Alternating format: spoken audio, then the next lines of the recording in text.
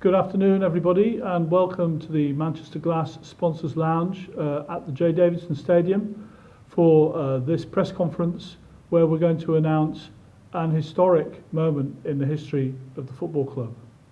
And very timely it is too. It's 40 years this year since the last time we were crowned National League champions, having won it the previous season and been denied promotion to the Football League through the flawed re-election process. And it's 30 years ago, this very week, where we went to the top of the National League in the run-up to the end of the season with a sparkling 4-1 victory over Barnet here, only to fade in the last weeks of the season and be pipped to the title and promotion by Barnet themselves. So 4 years ago, this month, the board of Altrincham Football Club first met Phil Parkinson when the club, probably at its lowest ebb, just relegated into the Northern Premier League, the first time at Tier 3 in our history. We started the rebuilding process with the appointment of Phil and Neil Sorvel for that season 3 seasons ago, and since then the trajectory has been upwards. We won the Northern Premier League at the first time of asking, the only club ever to have done that. We were promoted back into the National League North. We've only won 6 titles in our history. Only 4 managers have lifted a crown, and for Phil to do that in his first season was remarkable. 2 seasons in the National League North saw us triumphantly exit the playoffs last summer to resume our rightful place in the National League. And this season, our performance has far exceeded expectations. We're still challenging for a playoff position in April. We've never qualified for the playoffs before in the National League, and there's still an outside chance that we can achieve that goal. So the renaissance has been incredible. The progress that we've made over the last 3 seasons has been fantastic. And I'm delighted to be able to say to you today that Phil and Neil have agreed to sign contract extensions that will keep them at Moss Lane until the end of the 2023-24 season, so 3 years after today. Moreover, in discussions with Phil, he has agreed to join us full-time. He will be leaving his current job outside of football and devoting himself 100% to ensuring Altrincham's rise up the pyramid continues. And this means that for the first time in our history, we've got a full-time manager and a full-time assistant manager, and they happen to be the best management team in non-league football, Phil Parkinson and Neil Sorvel. The board have taken this decision at this time because we believe that our strategy of chasing a place in the Football League is bearing great fruit, even though this season we've had to do it without the benefit of gate receipts, and therefore we're taking a bit of a gamble, but a gamble that we are pretty sure will come off. And credit too to Phil and Neil. Their alacrity in signing this contract just shows how much they're bought into this vision, a vision which they are playing a substantial role in helping us achieve.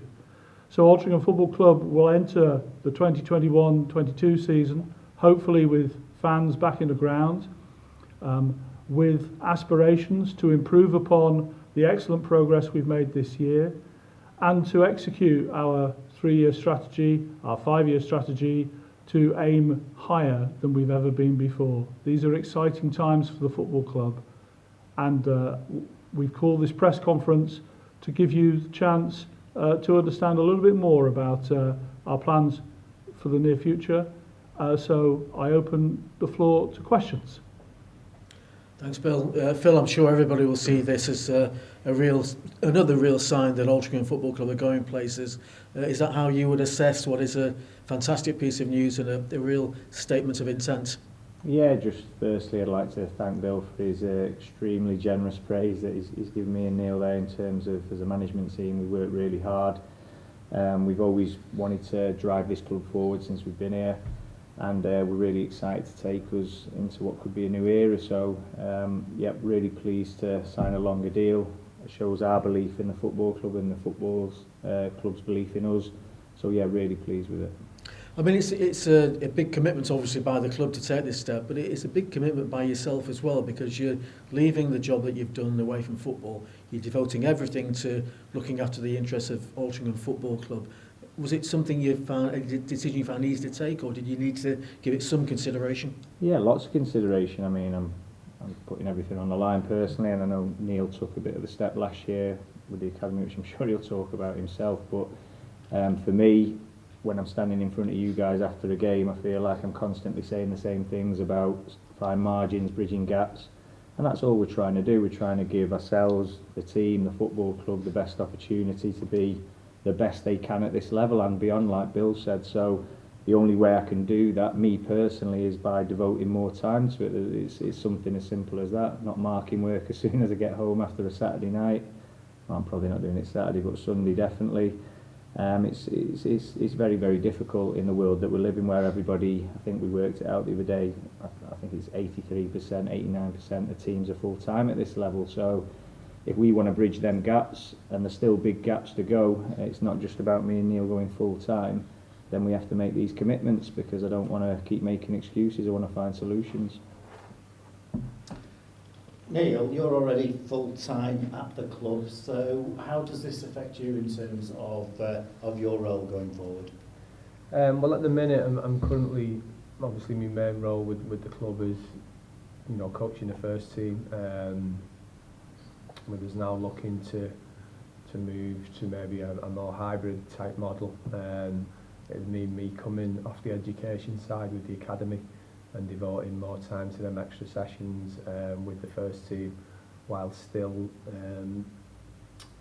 kind of being head coach of the academy on that side of things on a day-to-day basis. So you'd still be doing the training for the academy, you'd still be there for the matches, but you'd be less involved in the education side. Yeah, because came over last year and I'm the tutor as well as the coach also. So again, gives me an opportunity to devote more time to the football side, whether that be with the academy or with the first team. We're working with these players on a daily basis, trying to improve them. We want to improve as well as a coach, as a manager. It gives me more opportunity to devote to developing myself as well. Okay. Bill, can take you back 4 years ago when you interviewed Phil for the job at the Cresta Court, I believe. That's right. What was it that impressed you about Phil at that time? There was a number of things. There was a man who was clearly knowledgeable about football and clearly loved the game. There was an enthusiasm that was shown and a freshness of thinking that wasn't present from the other candidates, and also not the same reliance on big names. There were a couple of candidates for the job who were talking about recycling some of the bigger players who'd played for us in previous years. But this was around a new start, building a squad. And we weren't just talking about getting out of the Northern Premier League. Very, very quickly we were talking about the vision for what would happen in the longer term, for creating a philosophy, for creating a mindset and an enthusiasm for the game. And I realised very quickly that the fans would really buy into it. And I said to one of our fans, the following day actually, when we played Altrincham Town towards the end of that season, before we'd even made the offer to Phil, I said, I've seen the future of Altrincham Football Club, and it turns out that I was right. That's great. Phil, you're, I think, one of only 2 part-time managers currently in the National League. There's a number of part-time clubs, but I think there's only 2 part-time managers, you and the chap at Wilston. How difficult has that been as a job? Yeah, it's been exceptionally difficult. Obviously 2 full-time jobs, because this is a full-time job, just because I'm taking that step into a full-time environment with regards to what I'm doing. Not a great deal will change for me in terms of the time that you put in. It's just the quality of what we'll be able to do, and also the collaboration between me and Neil. We did work together at Mid Cheshire College for a number of years, and then obviously we went different ways. I went to Rees Eve College, and Neil continued when he moved to Warrington. And that in itself poses challenges with regards not being able to have that daily contact. I know people will say you're a phone call away, but you're both working, so it becomes very difficult then. And then the stresses and strains, not just on work, but also your family life, because they do come into it in some way, shape or form. So it has been a real big challenge, but one I've certainly loved, and if it did stay the same, I would get on with it, but we want to drive this club forward, don't we? So I'm willing to take the risk, and we always talk to players about risk and reward on decision making. We've made a big decision today in terms of the risk and reward factor, because there's no certain, and I know Bill will probably shake his head at this, but for me, at some point a football manager will get sacked, so I know the outcomes of poor results and poor form, but I'm willing to take that risk because I believe in what we do, I believe in our capabilities, I believe in what's in that changing room, the way the board are driving things forward off the pitch, which wasn't the case when we first come here. We were getting a lot of things right on the pitch, and now I can see just bright things off it as well. You just look at this facility that we're sitting in right now, everything's going in the right direction, and I certainly want to be part of that. Phil, how does Phil Parkinson, full-time football manager, sound? Is that one of many boxes I'm sure you still got on your list ticked off? Yeah, definitely. I mean, that feels great to be able to say that, but it carries a weight as well, so the weight of expectation. And I know everybody will think we've bridged a massive gap doing that. It's a small gap that we need to bridge to be more competitive at this level and drive us forward if we want to be at the level above. So as Neil touched on there with the hybrid model that we're looking to implement, we're not 100% there yet, but if we can get that underway as well, that will again bridge another gap. But as we spoke about, there was 2 part-time managers, now there'll be 1. But a lot of the teams are full-time and they pay a lot of money, so that's the next thing we have to look at in terms of being competitive on all fronts, not just me and Neil bridging that first gap. I mean, talking about weight of expectation, you had that at the outset, really, didn't you? You took on a massive job of a lot of reorganising and changing things and doing things your way. I mean, looking over the 4 years, have you gone further more quickly than you probably expected? No, I think we've always had that confidence in what we're doing, haven't we? We wouldn't have took this job. I mean, I call it a bomb-proof job I had at Nantwich. It was my hometown club. It was a job that we'd done really well in, and felt really comfortable there. But we wanted to push ourselves out of the comfort zone, and we wanted to come here, and we could only see it being a positive outcome because we knew if we had a little bit more resource-wise behind us, we could go on and do really well. So we never say things we don't think we can deliver on, and I'd like to think we have delivered on what we've said. I mean, maybe you had to start from quite difficult beginnings with not that much behind you, perhaps. Looking at how things are now, with off the pitch as well as on, do you think everything is in place to keep this upward curve going? Well, I hope so. I've made a mistake, haven't I? Well, more than hope, perhaps? No, certainly. Like I said, it's not a decision we've taken lightly. It's one that we want to kick on. So I can only see positive things from this, and I've just got to, from my point of view, from a personal point of view, I've just got to back my own abilities. I trust Neil implicitly in terms of what he does, so that's why we work well together. There's that trust element there, and I think we complement each other really well, and I think that's helped us off the pitch, and then on the pitch the lads can see that we're always trying to do the right things and improve them. And I'd like to think, if you look at most players who've been with us for a period of time, they've all improved as well. So like I said, with a bit more time, who knows what we can achieve. Before Brian nudges me to one side, could I just ask you about the partnership? Because in football there have been so many managerial duos that somehow work, so much so that if they go their separate ways at any point, it's not always been the same. What is it about that makes that chemistry work sometimes, and what is it that the chemistry you and Neil clearly have? It's a good question. Either one of you can have a go at that. I think the fact we disagree a lot helps, isn't it? No, only joking. Look, we have different roles, don't we, in terms of what we do. I'm more than happy with the role I play, in terms of getting out there on the pitch on a regular basis with the players. Like I say, I think that works well. Phil on the management side and the leadership side of things. It's been, since we started at Nantwich, we've been pretty successful. It's been a good partnership. Coming obviously to Altrincham, difficult at the start in terms of you know, the changeover of players. I think a big thing at the start was we got the recruitment right. Obviously, a lot of that's down to the work Phil's put in speaking to players during that summer. As you can see, a lot of them boys are still with us now, aren't they? And full credit to them. They're now competing at the National League level.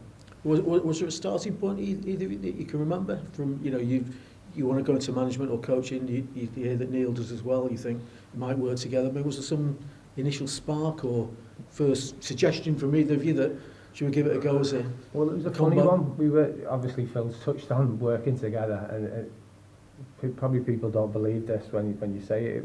We were stood, I think we were both teaching different groups at the time, and we were both teaching on sport courses, and we were stood in the sports hall at the college, and the lads I think we had a five-a-side tournament going on with the lads, and both weren't involved at that point. You'd been coaching, and you've done a bit at Alsage, and I've done a bit with the academy with Crewe, who both kind of not been in it for maybe 18 months and saying how much we missed it. And then the very next day he's pulled me and gone, "No, you won't believe this, I've just been offered the Nantwich job." And that's how it happened, basically, isn't it? I think it was actually that day, yeah.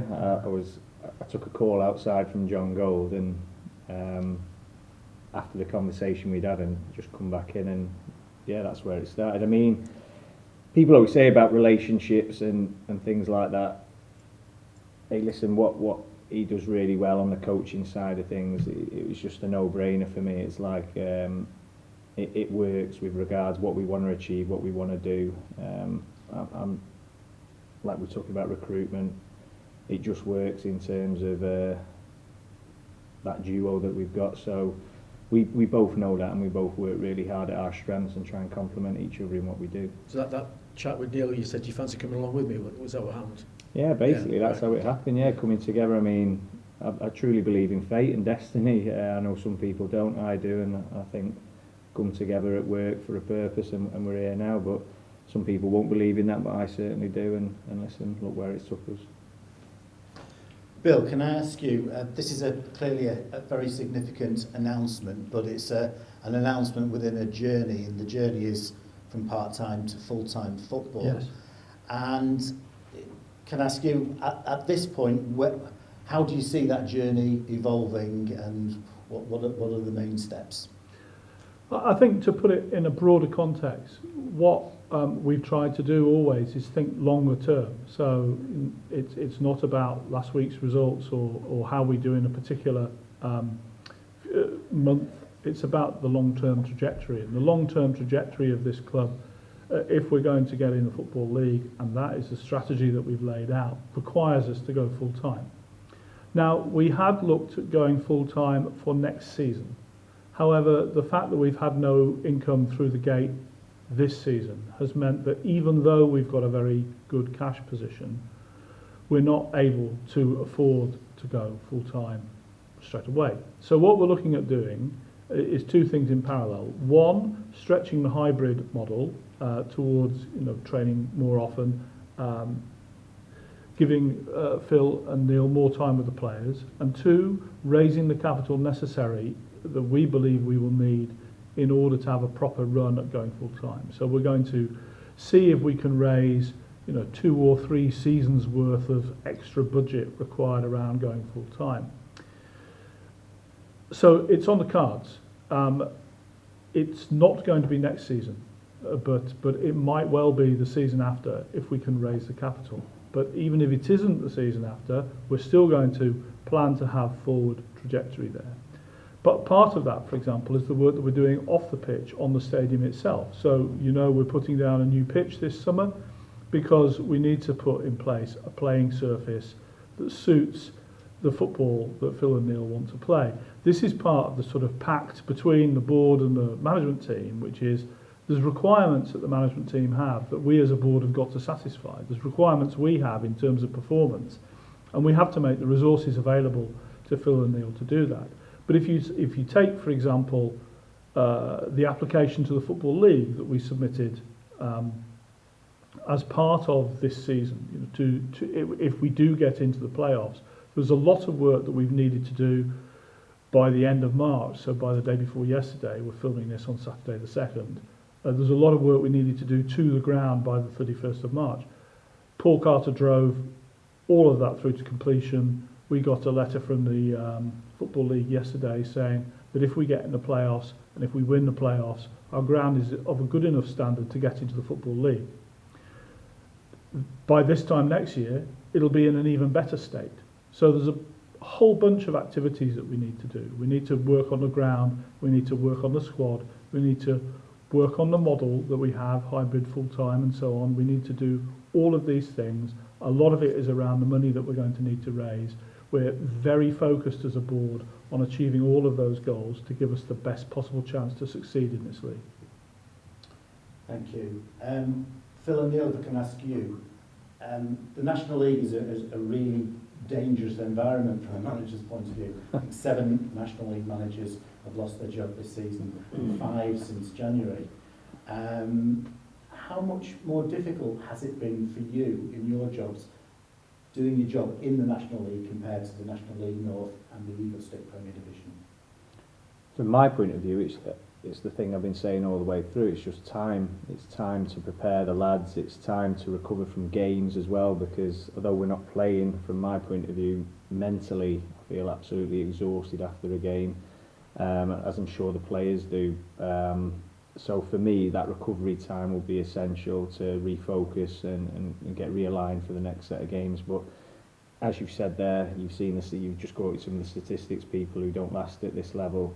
It's a very demanding level, it's a gruelling level. The schedules for particularly northern teams are very tough because you're down south for large amounts of your time. So the travel involved is ridiculous, but it's something that we embrace and we look forward to. And like I said, we've got to back ourselves and believe that we're good enough for this level and we can take this club further with the new roles that we're taking on. So yeah, it's really, really tough, but something that we're relishing there to get our teeth into. I think with the season being condensed down and not starting till October, and it's pretty much you've been at it.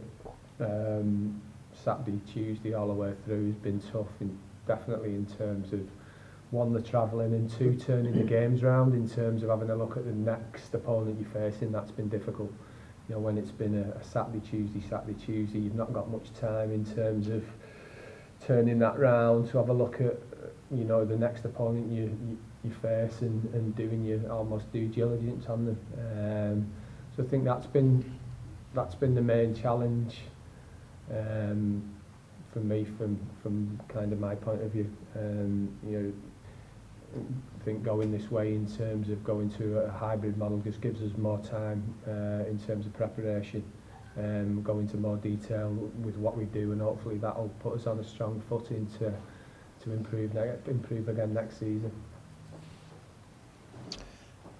Phil, can I ask you a question? In terms of as doing 2 jobs, the football job and your day job, if that situation had continued 1 year, 2 years, 3 years further down, do you think there was a threat of burnout? Because you certainly, you know, maybe not so much in the last 12 months with the pandemic, but certainly going from the season before into last season, it seemed like it just never stopped. No, 100%. I mean, there's no getting away from that. We're human beings, aren't we? And if you push too far, then there's always the risk of burnout.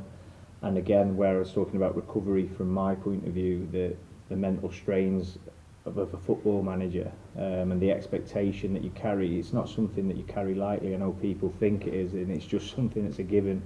We carry the weight of thousands of Altrincham fans who want to see us not just play well, win games at the highest level in non-league football. So that's not something that you carry lightly. It's a heavy burden, and it's something that you try not to put onto other people, your players, because you don't want to put that pressure on. You carry that yourself, and we know what we have to do to be successful. We know that we don't have training sessions off. We know that we must be pedal to the metal 100% of the time, otherwise we just physically can't compete at this level. And I know that's hard for some people to wrap their heads around, because Altringham's got a fantastic history, FA Cup exploits, knocking fantastic teams out of the cup, competing at the highest levels of non-league football. But unfortunately, we're not quite there yet in terms of where we were back in the 70s and 80s, but we want to get back there. We want to be looked at in that same way, and this is how we're going to do that in terms of giving ourselves the best chance possible to put this football club back where I know everybody wants it to be, but we've got to be competitive. So just taking this step doesn't mean that we're going to get automatic promotion next year, but it might mean that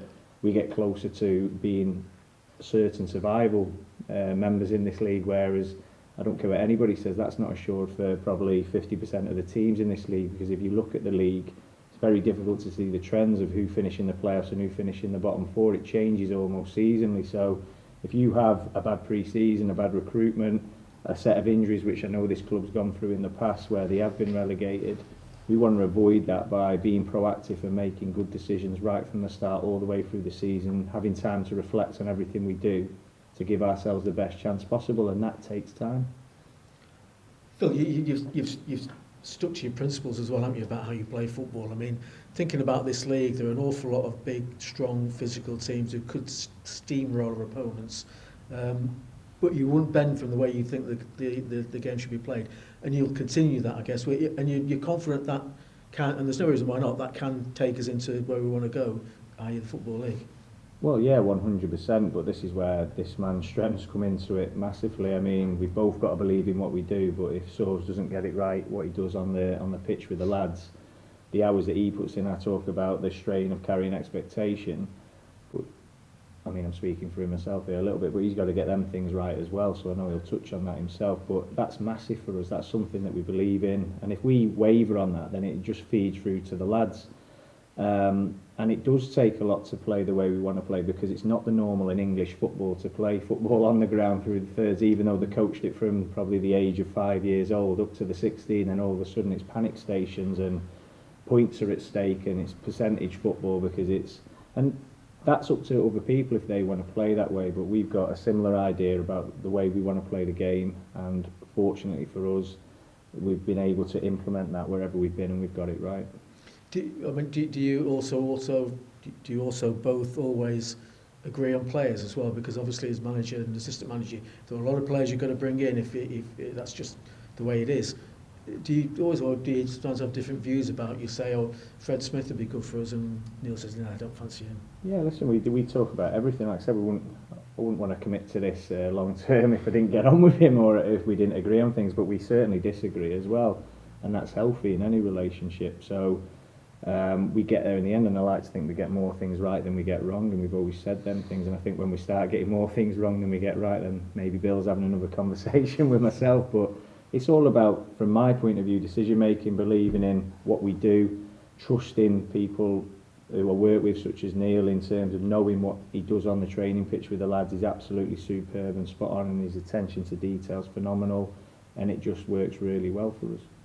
Yeah, I mean, I think when you took over, Phil, you spoke in glowing terms about the club and what it meant being an Altrincham manager, but could you imagine the transformation that's taken place over the 4 years, not just on the pitch, but off it? You know, you referred to the surroundings here and everything that's gone on, and the new association with Puma and so on and so forth. There's just a different kind of almost image about the club, isn't there, now compared to...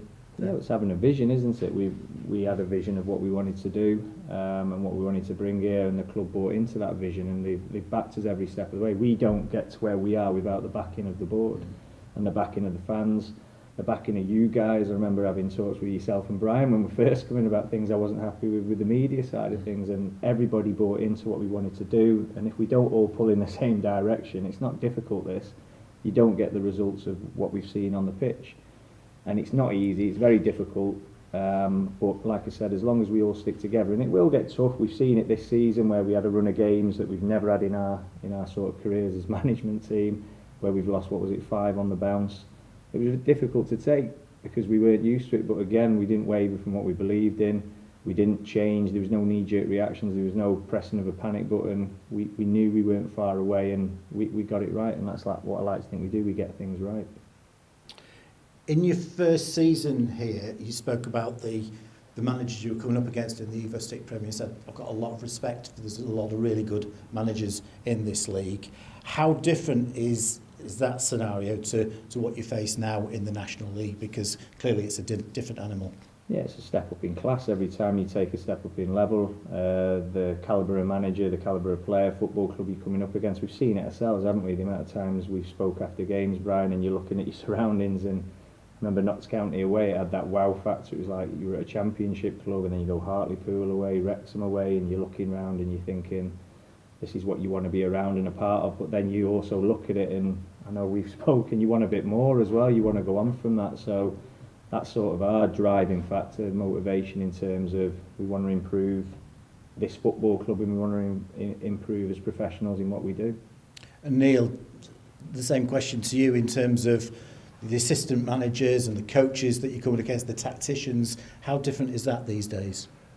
Yeah, look, it's been a challenge, hasn't it? You know, a lot of teams in the league will, you know, change the shape at different points, at different moments in the game. So this is the thing that you're coming up against, that, like Phil says, as you move up the levels, as a management team, as players, we want to get to the highest level possible. You know, being stood on the touchline at Portsmouth was a great experience, and you want to experience those types of grounds and those types of games more often.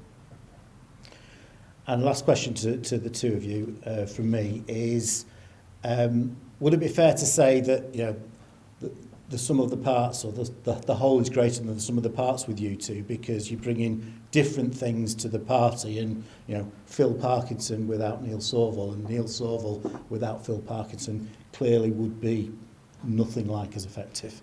Well, I hope that's proven to be correct, because that's what we've always believed in, isn't it? We always believe in we complement each other, and like I said, 100%. I know from my point of view, I wouldn't be as effective without Neil, and hopefully he feels the same. Otherwise, he wouldn't be signing the contract with me. But yeah, we've had success with what we've done, and we're really looking forward to going again. So, thank you. I hope that everyone watching this is as excited about this announcement as I am. This is a truly monumental day in the history of the football club. It's a very, very big step forward for us. It's a declaration of our intent and our ambition. Most of all, I'd like to thank all of you for your support during this season. I know you've not been able to be here with us physically to watch us perform. I know you've seen many of the games on streaming. Many of you have made investments in season tickets. Also, I'd like to thank our sponsors. All of that revenue that we've got in, whether through season tickets or sponsorship or streaming, has helped make this dream come true. Next season, we're going to look to kick on again, and you will be back in the stadium to see us do it. With fingers crossed, there might even be games this season where we have fans back, and boy, we can't wait to have you back. And really, you're really going to enjoy this team, and you're really going to enjoy the next 3 years. So thank you very much, everybody, and we look forward to seeing you back here.